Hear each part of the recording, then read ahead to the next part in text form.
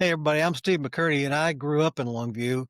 And this post really means a lot to me because that was my era. That's when I was around. And I've got a great story about Tony's H&T that I wanted to share. I was a little guy with no athletic ability whatsoever and a single mom. And we walked in there and, you got the greeting from Tony from the door, even though he was in the back and had seven other people in the store. And I needed a ball glove because I was going to be playing little league. And so I was over there looking where all the ball gloves were, and mother didn't know how to pick a ball glove. And Tony came over and said, "What's up? What are you looking for? What do we need?" And so told him the story. And I was looking at this one ball glove that was blue. It was not tan and leather looking like the rest. It was leather, but it was blue. And I kind of, it was actually this exact color of blue.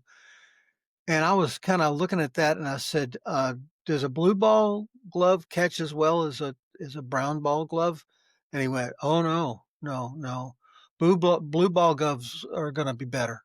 I said, "Really?" And we looked at the price and it was a little bit more.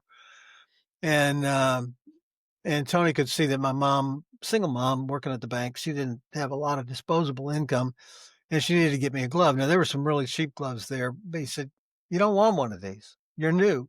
You need a little help with the catching. You want a good glove." And he looked at mom and said, "Besides, this one's on sale." And mother went, "Oh, really?" And and he said, "Oh yeah, yeah." He said, "This one it might even cost a little bit less than those. I got to go check." So it wasn't on sale. He was making a deal for my mom because he owned the store, and that's what people can do. Anyhow, the longest part of the story is how that touched my mother and how it touched me. I was only 8 or 9 years old and I was getting my first ball glove, but I never shopped anywhere else except Tony's after that because I was a person and he was a guy who sold sporting goods.